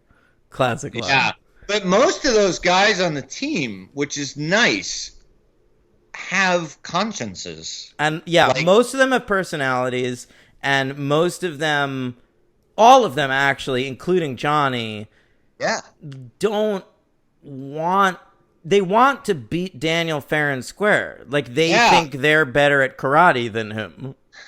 Yes, that's right. And also, I just want to point out, I love the little scene going into the tournament when they ask for the belt, and Miyagi doesn't have one, and he like just pulls over Elizabeth Shue and steals the black belt in the bag and just kind of hands it to her. Yeah. Very, very cute little subtle moment. And I love Miyagi's doubts throughout the entire tournament, like his little one-liners here and there where Daniel's like, hey, what do you think? And he's like, I'll be lucky he's like, you'll be lucky if you survive. Well, I sort of like that they go in and, like, you go in expecting Miyagi to, like, be in his comfort zone, to, like, know everything, be able to, like, walk Daniel through this whole thing. Doesn't know anything. Yeah, like, he's like, your first time, my first time, too. Yeah, he doesn't know anything. Yeah. But anyway, getting back to the henchman. Yeah, so, we come to the key moment, right, is Daniel's made it very far, and then Sensei tells, is it Bobby? Because there's a bleach blonde. It's Bobby. Bad, but the floppy hair guy is the one he tells to sweep the leg, or he's put him out of commission. Yeah. He tells Johnny to sweep the leg. He wants Bobby to just like kick the shit out of this guy's leg and make it so that he can't compete in the final, and Johnny wins by default. All right. So, but Bobby knows I'm gonna get put out of the tournament. Like, I'm gonna get disqualified if I do that. And think about this kid. He's in the semifinals. He's good. He's really good. He made it all the way this far. He's fighting Daniel LaRusso, the Karate Kid, in the semifinals, and this coach is asking him to throw it all away for the Cobra Kai dojo, all right? For his favorite, his personal favorite, Johnny, all right? Yeah. This poor fucking kid, and he does it. And then they get a great little moment, too, where he runs up to him after he does it and apologizes. I'm sorry, Daniel.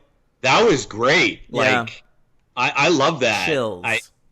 I agree. I think other lesser movies would just not even do that. They wouldn't include stuff like that. It's like a No, of course. I mean, they made a million Karate Kid ripoffs after this. I've seen a lot of these lesser movies, and they don't do that. Like, I mean, how many times did I watch Sidekicks with Chuck Norris and Jonathan Brandis growing up? Like, I thought that was a Karate Kid movie, basically. I've seen that movie dozens of times. He's dead, right? Chuck Norris? No. Oh, Jonathan Brandis. Yeah, he sidekicked the bucket. Right. I wish Chuck Norris was dead, but yeah, he's not. No. He's still around. Going to MAGA rallies. Yeah, still not wearing masks. All right. I don't know why, because he's a ninja. He could put one on. Yeah, but he's got that great beard. He wants to show it off. Fucking fossil. All right, anyway. All right, so he does that shit, and then it comes down to Johnny versus Daniel. In the finals, they have a nice little fight. I forgot how deep the fight goes before the crane kick comes into play. It's 2-2 in terms of hits. Yeah. Daniel is fighting through this leg injury, and then, I sort of remembered it being like Miyagi going like, Daniel the crane or something. Yeah, and it's not that. Like, Daniel remembers Miyagi doing the crane on the beach, and he gets into the stance, then glances out into the crowd. Miyagi just nods like, yes, great idea. Yeah. Totally the same here, and totally didn't remember that. I thought the crane kick was like a major part of his training. It's not even in his training. He just he asks about it. Yeah. So I was like, he says, what's that you were doing, Mr. Miyagi? Right. The crane kick. If do right, no can defend. Correct, which sounds like bullshit to me, but I went for it. Well, it proves to be bullshit because he uses it right in the second movie, and that dude defends the shit out of it. Grabs his leg. It just throws him. In a much more unbelievable contest. Yeah, but you can't. I mean, no can defend if like you run directly at it face first. No can defend if you're fighting a 10-year-old. Yeah, I just watched The Foot Fist Way last night. I saw you watch that. I was proud of you. What a great movie. Yeah, I found it for $1 at a store in Pennsylvania, so I bought it. What a fucking funny. Why movie. no 5? Why no 5?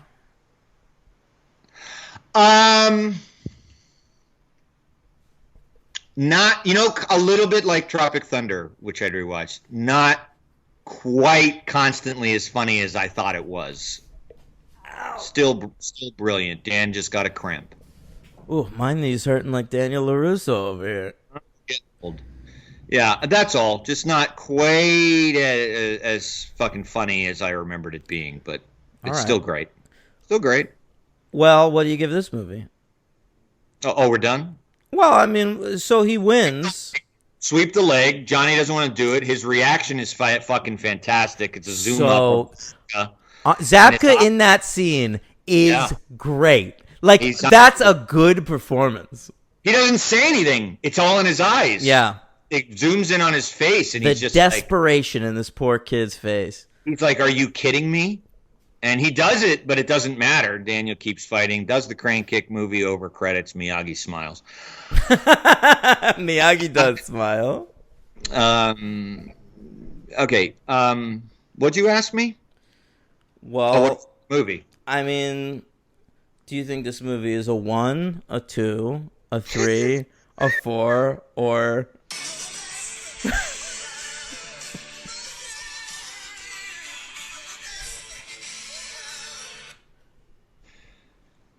Went into the movie, watched the movie, left the movie a 4, thought about the movie continuously. It's a 5. I mean, I appreciate that. I'm going to still go 4. Yeah, I understand. It's too long. That was one of the things preventing me from pushing it to 5. It's a little too long, but it's 2 hours and 6 minutes. If I ever saw an hour and 45-minute movie, it's The Karate Kid. Yeah, I know. You're right. There could have been some fat trimmed, but it's kind of hard to know where. The training. Oh, no. Never in the training. The love story. You trim the love story. I'd say trim a little bit off the beginning. We spent a lot of time in that apartment complex with the fucking faucets and the friend. I like all that stuff. No, it's a 5, man. It's a classic. I liked it more than I thought I was going to like it. I honestly wasn't sure if it would even hold up. I really didn't think it would. I thought it would. I watched this a lot as a kid. I think like structurally it works. Where like even if like beat for beat it wasn't like a good movie, or if the performances didn't hold up or something, I think like just the structure of like new kid in town meets this old guy, wax on, wax off. He learns to be a karate master, fights in this tournament. It's just a good structure. Like I didn't think I would go below a 3. Yeah, I mean, I just didn't know. I was fully open to any review any rating because I really didn't know. It had been way too long. Fuck it, yeah, I'm going 5. My MVP in this installment, I think I know who yours is going to be, and I think all choices are acceptable. Mine's going to be Pat Morita. Noriyuki, well, just Pat Morita in this movie. Whatever, yeah. Noriyuki, Pat Morita. He's my MVP because I think in this one, I mean, he's mesmerizing, really. He deserved that Oscar nomination. Yeah, he really did. My LVP is Ali's parents. They're pieces of shit. I like that. My MVP, of course, is the great William Zabka. He's just not in it a lot, but I get giving it to him because he's fucking amazing, and he's not in the sequel, so he needs it. I get it. No, why isn't he's in the sequel for a second at the very beginning? Yeah, and I don't know if he's in 3 because I don't remember. Wait, maybe I know. I think Cobra Kai is in 3, but I'm not sure he is. Okay, yeah, I know I saw 3 as a kid. Never rated it on Letterboxd. Don't have nothing. Just like 2, which I remember nothing about. My LVP is Daniel's mom. Are you kidding me? She wasn't even at the fucking tournament. Yes, she was. She was? Yes. They cut to her in the crowd? When his leg was... No, when his leg was broken, she was in the back with him. All right. She didn't even make enough of an impression for me to notice her at the tournament. How about that? Fair enough. There's been better moms. Way better moms. You know what? Go to fucking Fresno. Leave him with Mr. Miyagi. Fine. Well, that's what happens. Yeah. All right. Is that it? You want to go on to Karate Kid Part 2? Karate Kid Part Dos. Let's do it. It comes out 2 days shy of 2 years later. Okay? A little too fast, if you ask me. It's the 80s. I can forgive a 2-year span. They were really trying to catch on this, not let anyone forget, I imagine. No, they wanted the kids who were into the Karate Kid to still be kids. Oh, that's true, too? Yeah, of course. So they made the Karate Kid Part 2. It comes out June 20th, 1986. Just a little less than a month, a little more than a month before I'm born. That's right. A little bit before I turned 8. Yeah, my mom was pregnant when this movie came out. Look at that. Yeah. Wow. All right. A budget of $13 million, $5 million more than the previous film. and it ended up making $130 million, identical to the take of the previous film. That's funny. Yeah. Yeah. I imagine the extra money just went because the first one made so much money, so they had more money to.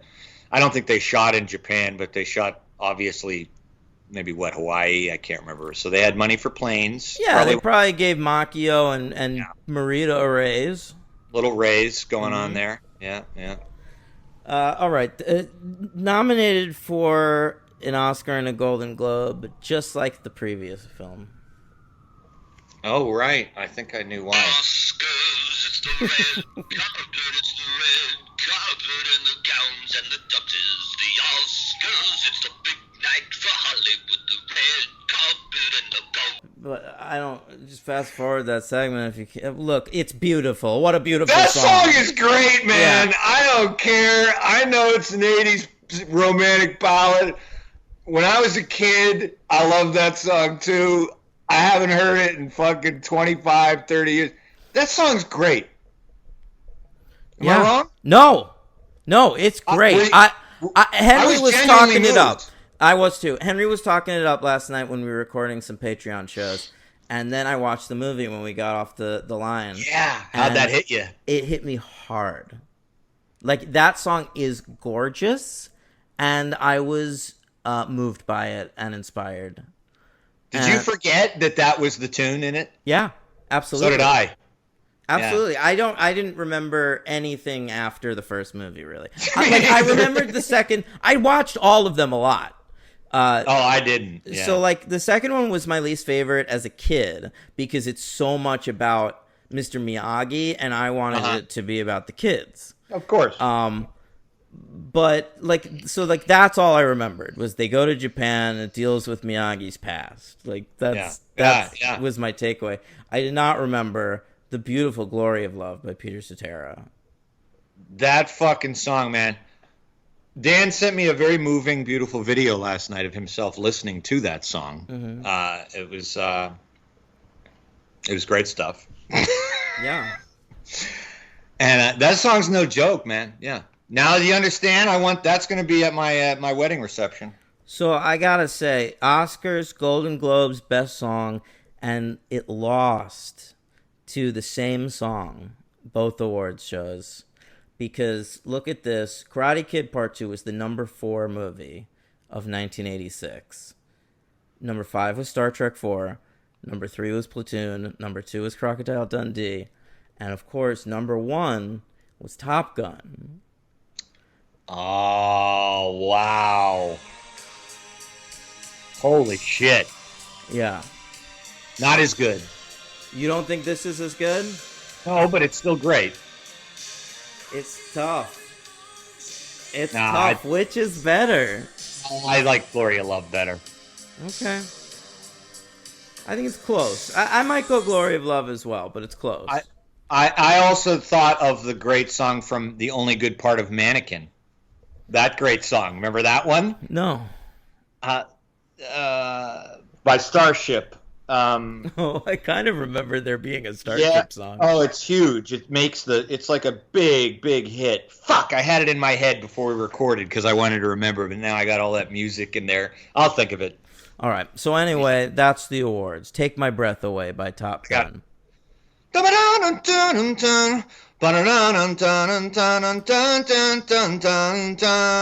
Ghostbusters theme. No, it's not. That's the wrong song anyway that I'm singing. Wrong movie. Bummer. Continue. I'll figure it out. Nothing. Let's get into the Karate Kid Part 2, huh? Absolutely. Could you believe this? Starts with previously on the Karate Kid. I loved it. Then starts directly after the previous movie. All right? Yeah, I'm always game for that kind of thing. The tournament's over. Daniel LaRusso is nude in a shower. Pat Morita is standing right outside the open door. All right? I gotta say, by the second movie, I think they've gotten too close. They're very close. They're like fucking Sonic and Tails at this point. Like Daniel LaRusso just like follows Rita around with his like teeth on his butt.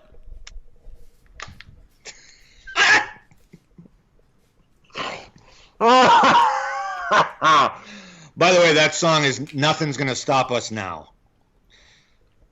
We will be in this together. Everything forever. Oh yeah, nothing's gonna stop us now. Yeah, that's a great one too. Great. Yeah, great shit. But right now, Gloria Love is number one on my playlist. I'm glad to hear it.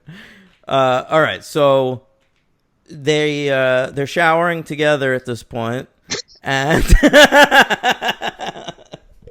he's worried about his knee. He's trying to tell him, make sure it's hot water. Work that knee. I don't know that you need to be there. All right, so they file out of the building. They see the crease from the. By the way, did you happen to notice the opening credits of this fucking movie? Well, I only remember I commented on the way the title sort of appears, but why? Is there another billing that's different? There is a billing I have never seen in a movie before.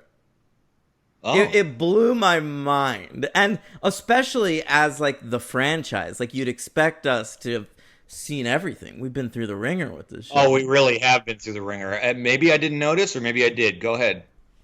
Kreese, the actor who plays Kreese, Martin Kove, was credited, and Martin Kove returning as Kreese. Wow, I don't remember that. Returning as Kreese. I have never seen that shit. That's...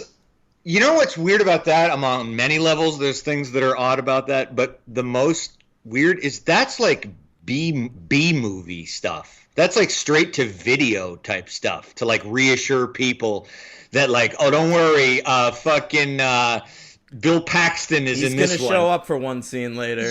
Yeah. I was actually thinking of the other actor, not from Aliens, the droid, who's the famous, that guy, he's in so many fucking shitty sequels, but he's great. Lance Henriksen. Great. Yeah, like, it'd be like, and Lance Henriksen returning as Bishop. It's like, you know, that's odd. It's really weird. And it's also odd because, like, I don't know, like, this guy, he's only in that one scene. Just the beginning. Did they really, like, they must have had the script. Yeah. Kamen wrote the script. They were like, the best scene in the script is when Miyagi gives it to the Cobra Kai guy. We need to get Kreese back. Kove back, right? And so this guy, Kove, he was a regular on Cagney and Lacey. So maybe in order to like get off from doing that show, like he demanded this weird credit. I don't know. Or either way, it sticks out like a sore thumb. What? Or people knew who he was at that point. He figured he wants some name recognition. I don't know. Yeah. What, people going to see the Karate Kid Part 2 are going to be like, oh, thank God the Cagney and Lacey guy's back. Good point. Yeah. So anyway, Kove is in the parking lot just like beating up all his kids in front of everybody. What do you think of this whole scene? Tell me about it. It's the best scene in the movie. Okay. I wasn't sure at first when I was watching it if this was an entirely necessary thing, because I kind of liked... Oh, it's not necessary.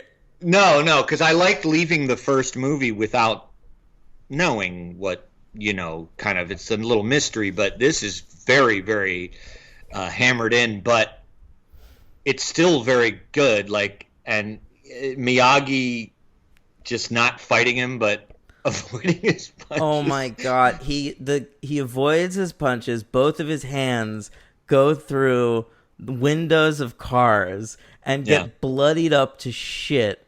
They really do. And then Miyagi acts like he's gonna fucking kill this guy. He's got his hand ready for a chop. He's basically gonna break this motherfucker's neck, and makes the guy look like a real wuss. And then honks his nose and walks away from the situation. Yeah. Well, that one I liked. That was a nice little touch. Oh, it was great. And how great was it when they bookend the movie with Daniel using it on that guy? That was actually really good. Yeah.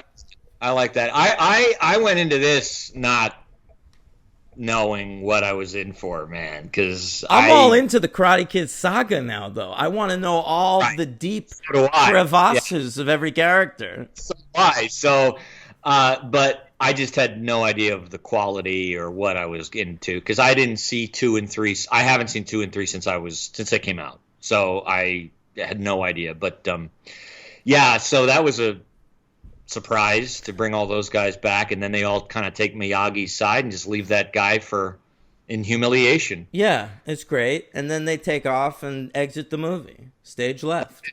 That's it. And so back at the apartment complex, Daniel LaRusso still broing down hard with Mr. Miyagi, hanging out with him every day.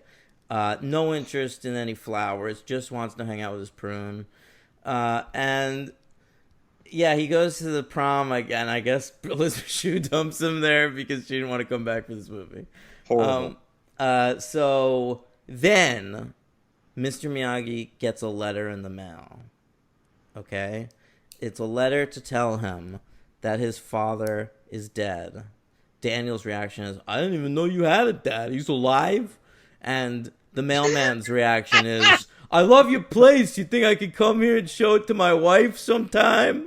This is a really nice place. You know, my wife loves this stuff. How fucking This racist stuff, was that? I know.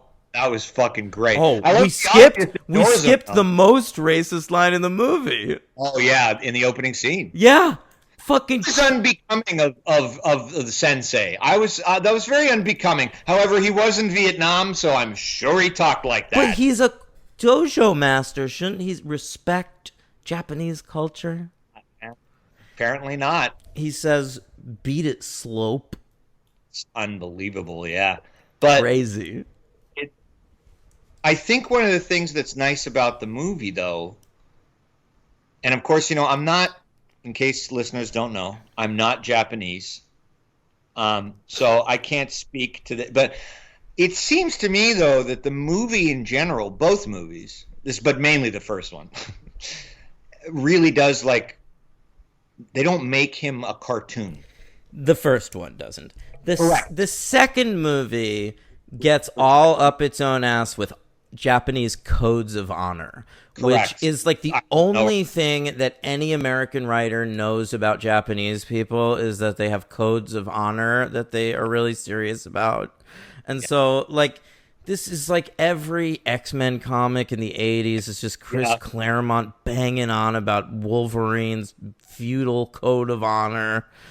Rising Sun with Wesley Snipes. It's Black Rain with Michael Douglas. It's the same shit. Absolutely. Absolutely. But this first movie, I think, does a very beautiful job of just making him a person, and then he's got his Japanese little customs that he does. And I agree, but now we're talking about the second movie. Correct. The second one is a little troubled. Off the rails. But let's get to Japan first. Let's get there. So Mr. Miyagi's letter says that his dad is sick and dying, and he needs to go to Japan to say goodbye to him. Daniel, who his mom is staying in Fresno for work over the summer, and who has agreed to let him stay behind with Mr. Miyagi, off screen, by the way, because she matters not one iota to the story. He becomes worried, and he's like, fuck, what am I gonna do? I'm gonna have to go to fucking Fresno and live with my mom. So he decides, I will take up and go to Japan with Mr. Miyagi. Not only that, but I will surprise him at the airport. I like this philosophy of college can wait. I was all into that when he said, college can wait. I'm not in a rush. Frankly, don't go at all. You've discovered the thing you're good at. You're the Karate Kid. Just it seems like Mr. Miyagi at one point in the Karate Kid Part 2 was going to do a duel to the death, and he gives Daniel his will. Did you remember? And in the will, it says that he's leaving all his fucking assets that are in America to Daniel. A nice thing. Yeah. So, I want that. I mean, Daniel never has to go to college, as far as I'm concerned. If Miyagi loses the fight. No, but I mean, just like work under Miyagi, like open a dojo or I see what something. you're saying. Yeah, No, right. He's set. There's no need. he's for set college. for life. Like all this world, all that matters in this world, Henry, is who you know. And money. We've never known anybody I've never had ever, our whole lives. Daniel knows somebody. Mr. Miyagi is somebody. He absolutely is, and you're totally He's a right. secret rich guy. We've all looked for a Miyagi. Oh, Don't are you kidding me? believe- Yeah. We've all thought we've had one at some point in our I lives. had one with that woman in New York who, I remember. who paid me lectures. I was like, oh, this might, and it paid off for a little bit, but not to the point where I could quit everything and be happy. Yeah. Yeah. We never found our Miyagi, but Daniel did. So maybe we shouldn't complain if he wants to watch us shower every now and again. Yeah, it's probably true. He wasn't watching. I know. All right. So if anything, Daniel was getting too close. All right. So Daniel shows up randomly at the airport and is like, Miyagi, I'm coming to Japan with you. Miyagi's like, how about no? How about this is personal, and it's my dad, and I need a minute with him, please. How about you're a 16-year-old boy who I've known less than a year? Yes, I'm willing to give my life savings to you, but I need to go. I've got unfinished business in Japan. So then he's on the way. Daniel impresses him by having taken one book about Okinawa out of the library and takes it to Japan with them, reads it on the plane. And Miyagi has to tell Daniel, there's things you don't know about me. Yeah, fucking A. There's a little too much of this. I understand that Mr. Miyagi was the breakout character of the first movie. Right. And so they're trying to make the second movie sort of Miyagi. This movie is not The Karate Kid Part 2. Yeah, you're right. The Daniel storyline is a carbon fucking copy of the first movie. So Yeah, and right. So he doesn't advance as a character whatsoever. The only character that evolves at all is Mr. Miyagi, because this is basically Mr. Miyagi spin-off featuring Daniel LaRusso. That's very true. I mean, you're very right. I mean, which I honestly got to say I didn't mind. No, now as an adult, I don't mind that, but as a kid, I found that boring. I probably did too. I don't know if I did or not. I mean, all I probably was waiting for was a big fight with Daniel or whatever. But You do get it. It's a good fight at the end. yeah, with that beast Chozen with a Z. Yeah. with a Z. That was also the name of an FX animated series for a second there. All right. So they go to Japan.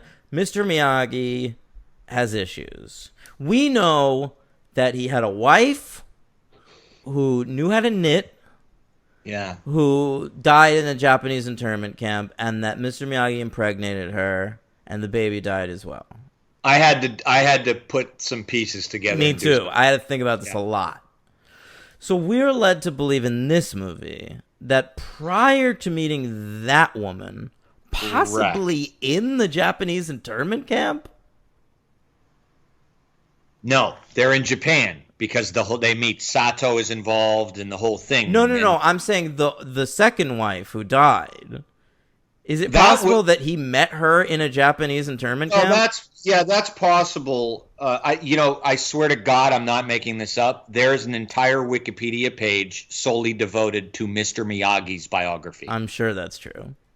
So it tells you everything. I got bored after a little bit, but it does go into all the chronology. But yeah, I don't know. Because in See, the second movie, we learn about Miyagi ancestors. So if you really wanted to, you could trace the Miyagi family history back to the 1600s. That's correct. That's what he says, right? Like 1615 or some shit. Mm-hmm. Yeah, so I think Yuki is like the one he left and then went, you're right, then goes to America, presumably meets Right. Mrs. Miyagi there. Mrs. Miyagi. So That's what she became, yeah. Mr. Miyagi, when he was 18 years old, he had a best friend by the name of Sato.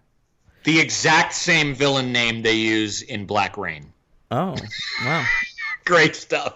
And Sato is promised to wed, like he has an arranged marriage towards Yuki.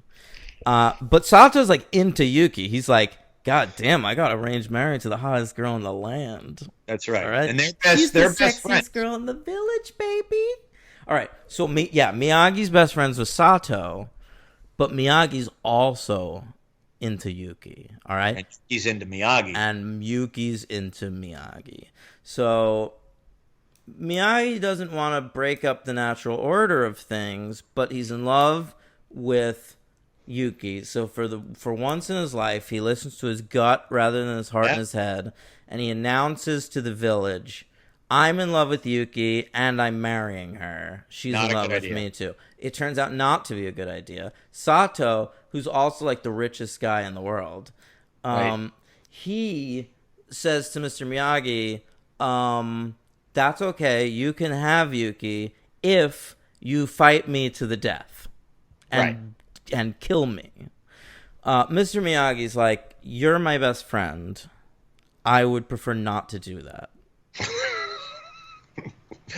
So Yes. Sato basically like runs him out of the village.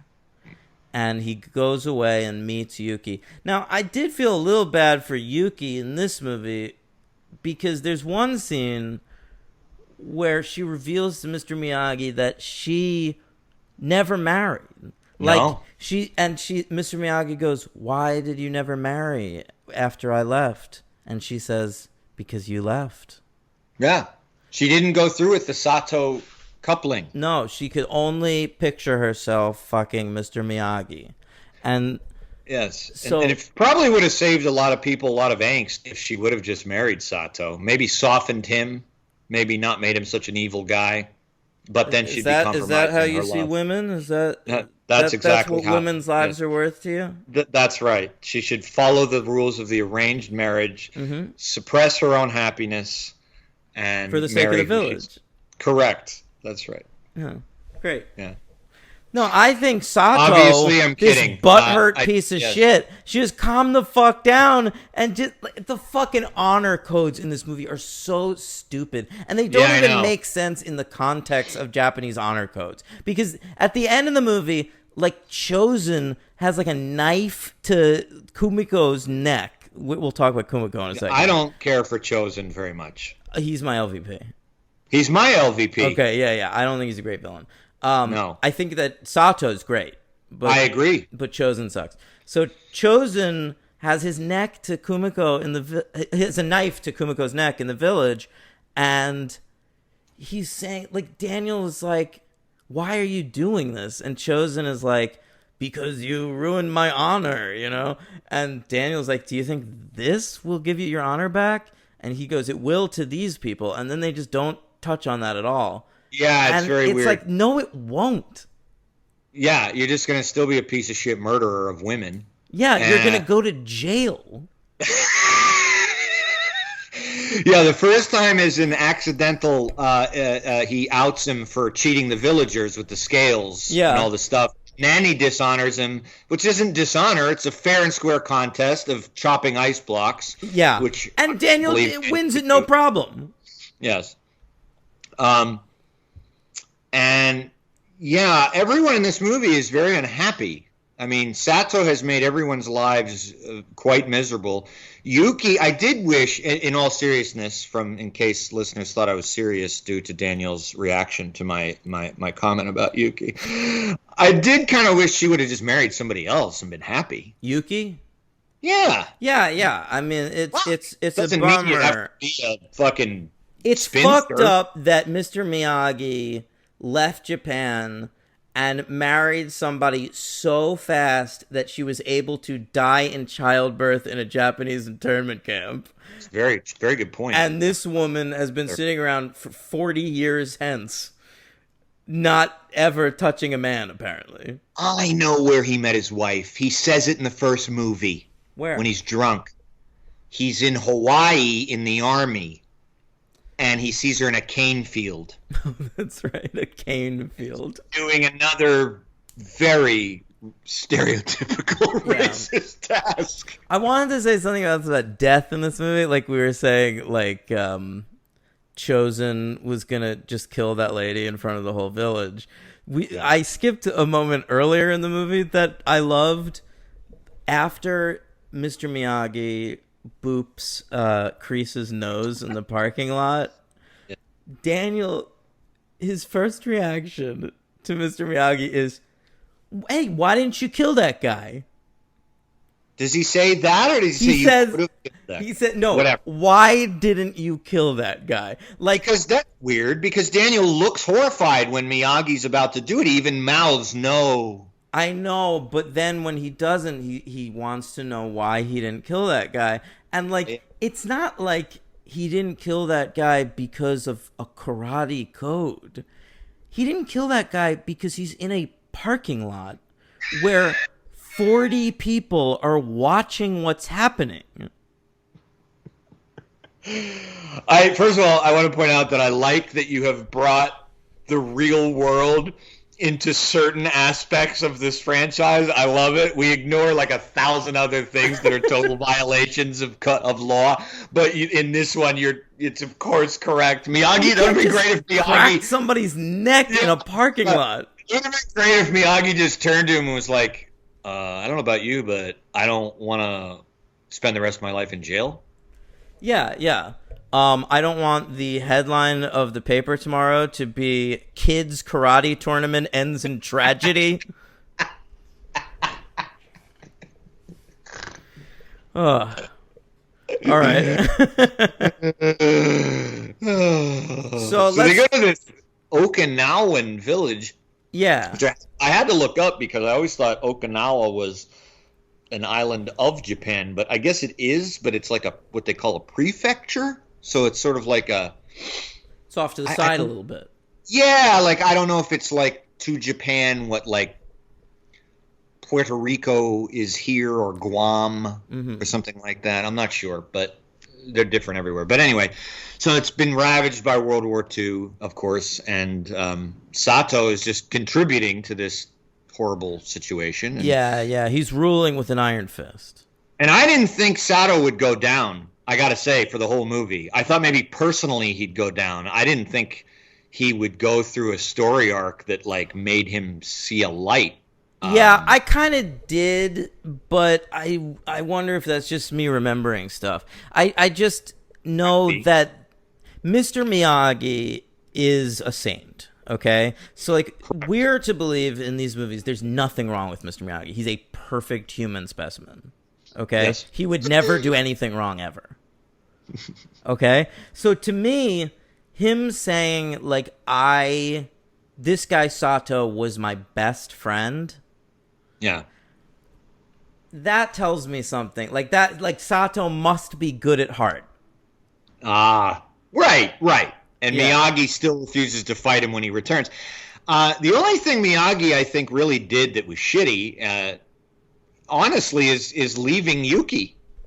He could have just brought her. He should have brought her to the United States. Well, he made a mistake, you know? That's his one mistake he in life, does his make- only regret. He ruined her life. Ruined her life. Seems like she was all right. It doesn't seem like that to me. She's like just constantly on the verge of tears, and she's like a nervous wreck all the I time. don't know. It seems like they find happiness in that village with their Oh, they do. their dances and, you know. They're Oban. Yeah, Oban. He sees Kumiko teaching the children how to dance, and he participates. It's all very cute. You know, He's in Cobra Kai. I noticed that because I was like, they better tell me what the fuck happened to Kumiko. Because you really do get involved in the storyline every bit as much as you do with the Elizabeth Shue storyline. The knock on it, from my perspective, is that it's identical to the arc of the first movie. It's so ridiculously identical. I agree. It's But, yeah. on the other hand, like, you get... Like, I watched these movies the same day, all right? So, like, I had watched Karate Kid, got all involved in the Elizabeth Shue storyline, loved this character, and then it's like in fucking Alien 3 or something where we're, like, killing Newt right at the beginning. You know? Well, that's what Like I said, that, yeah, watching that's it back all, to back like- was tough. So that's what I'm saying. Like, I should have had a harder time. The difference is, I loved Kumiko. Yeah, I liked her too. Yeah, what a delightful actor. I mean, and she's still working today. Yeah. Do we know anything about her? She's from Japan. Oh, God. I'm going to look her up right now. Tamlin Tomita is the name of this actress. Right. Kumiko. I mean, still working a lot. She's a regular on the fucking Good Doctor. Yeah. All right? Yeah. My parents watch that. Hey, Mom, are you listening to this? Tell me if Kumiko's good still. All right, Yeah. So I mean, what a career for Tamlin Tomita. She's my MVP of this movie. Interesting. I like Yeah. that. I adored her.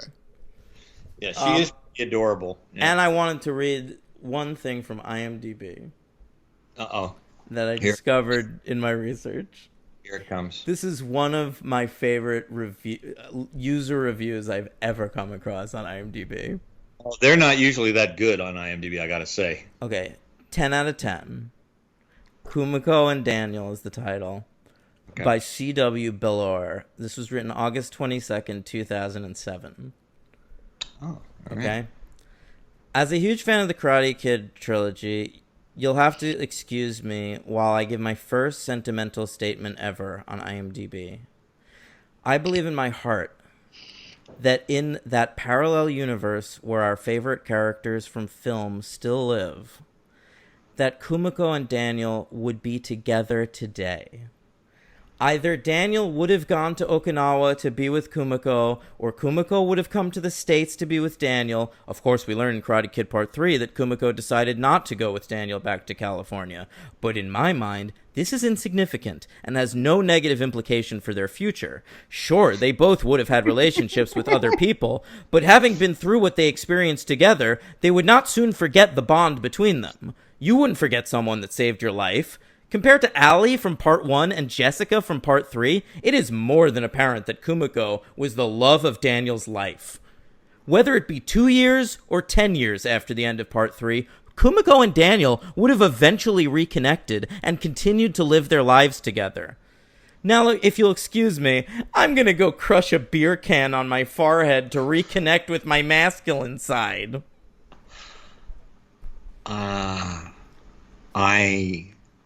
Is that not one of the saddest things you've ever heard in your life? I mean, that is very lengthy. That is very in depth. Wow. I would not want to be near that person in any capacity whatsoever. Yeah. I would be very, very scared. I wouldn't want my children around him, or my wife, or my friends. Crush a beer. What a loser. All right. So, if I may, he might be listening. He probably looks for Kumiko-related podcasts on the internet. What a loser. Oh.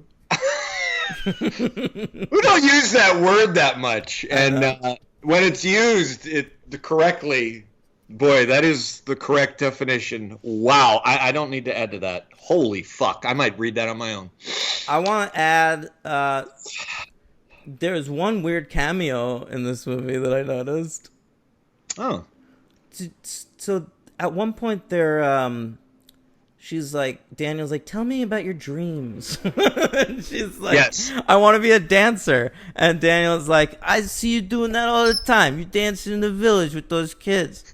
He kind of has a similar Rocky cadence, actually. Yeah, I know. And she's like, no, let me show you. And so they go to this like electronics store, and she knocks on the window. And apparently she does this a lot because the electronics store starts playing this tape of somebody doing ballet dancing. And she's like, I want to dance like that. And Daniel's like, oh, so why don't you? You should sign it up. And she's like, they don't have schools for dance like that here. And he's like, so come to the States, follow me there, you know? You can kiss in front of Elizabeth Shue, really. Right. You know, give me salt in that wound. My revenge fuck. Yeah. Well, Daniel's really into her. Daniel tells her that he loves her. In this movie. I know. I'm kidding. All right? I'm kidding. I was very moved by when he said that. Does he say "I love you"? Well, he implies it. It's Yeah, definitely. I just didn't know if he. I was actually seriously asking if he actually says. No, I I think love you. he does. I think he does say it once, but the idea is they see Miyagi and what's her face having Yuki Yeah. having the tea ceremony, That's a nice and she's touch. like, "That's what you do when you're in love." And so they have one because they're in love. I've never done that. A Have tea you? ceremony? Yeah. No, I don't think so. I'm gonna start. Sure, yeah. That's how I'm going to tell girls I love them from now on. It's time No, for I'm the just tea gonna start. ceremony. I'm gonna just start every date with that. As soon as we sit down, wherever we are, I'm just gonna be like, Coming on a little strong, Henry. No, I'm just gonna be like, hold the phone. There's something I like to do at the beginning of every date. It's called a tea ceremony. It's ancient Japanese tradition. Oh, I bet you this dude that wrote that Kumiko review does that. Oh, he fucking did it. with beer in his green tea. Oh, so anyway, when they're looking at that ballet video, this dude comes up behind them and is like, "Yo, you want to come to this thing?" Oh, yeah. Did you recognize that guy?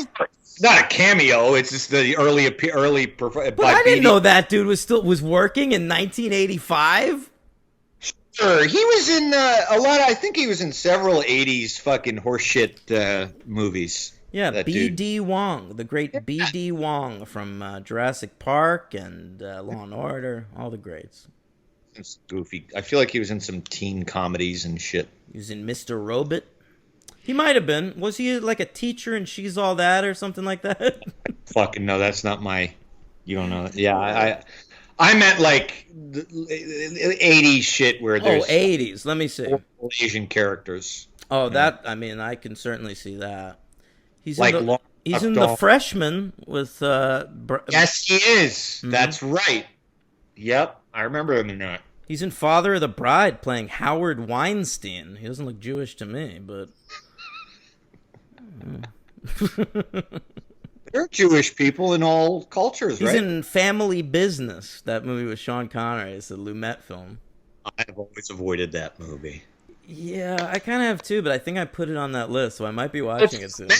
It's got Lumet and Connery, but I just always avoided that. Yeah. I know. Every so often you run into a Lumet, though, where you're like, this is Lumet? What the fuck? Yeah, I know. One of the greatest. Yeah. All right. Anyway, that's basically it. So then, right after the tea ceremony, they're about to kiss. In fact, they do. Like, they get a kiss going, and then it's like the wind picks up outside. All of a sudden, from out of fucking nowhere, it's the biggest storm Okinawa has seen in a century. And they rush outside. You know, Daniel, of course, saves a million people, including this little kid that he has a nice dance with at the end. And Miyagi's rescuing people. Everybody else is I like that scene. As hokey as it was, the storm scene, I actually liked it. It goes on too long. It's very long. But I liked what was done in it. That's Sato's redemption. Yeah, absolutely. That's where because that moment is fantastic, where Sato is trapped underneath a big beam, and then Miyagi, he's got his hand up, sort of like at the very beginning. Like, is he gonna like put this dude out of his misery? No, he's not. He's gonna break the beam. That was awesome. Yeah, I knew he wouldn't kill him, but I didn't know why he had his hand up. I didn't see that coming, that he was gonna break the beam. Yeah, that shit was cool. Talking about this movie, I liked it more than I think I did when I watched it, but I was very entertained when I was watching the movie. But yeah, and that's also not just Sato's redemption, that's also Chosen's downfall, because he's too much of a coward to go help out in the rain. Right. Yeah, that's where he loses his honor, and that's why he needs to fight Daniel at the end, at the ceremony where everyone's celebrating how great the village is now. And then we're supposed to believe that Chosen couldn't pick up Ralph Macchio by his neck and throttle him like a fucking like a dog with a duck. No, but Miyagi has set up another fun technique, right? He's got that like it's sort of, it looks like a thing you'd get at the front of a supermarket, putting a quarter in, like, but it's not. It's an ancient Japanese secret, and you move it back and forth, and it shows you how to hit people. I don't know. Yeah, I couldn't do that. But he remembers it at the right time, and he does it, and Miyagi smiles like in the first movie, and that's the end of the movie. Yeah. What do you give it? I'm going to stick with my original rating. I'm giving it a 3. See, I was at a 2 on Letterboxd because I remembered it being boring because I was a kid. But now enough of the Miyagi stuff hit with me as an adult that I'm going to raise me up to a 3. Yeah. I think it's a 3-star movie. I went into this one, I got to tell you, with sequel apprehension. Like true sequel apprehension that we both experience a lot on this You show. know what? They got the same writer. That helps so much to keep the tone and the overall story going. That's what I was most worried about. I was most worried about the tone, not the plot. Wouldn't give a fuck. I was like, are they going to get the characters saying things that those characters would say? Absolutely. And it feels like season 2 of The Karate Kid. That's correct. So it's a 3-star movie. I was pleasantly surprised. And of course, Peter Cetera was the cherry on top. Oh, I know. You could give him MVP if you want. Well, he's tied.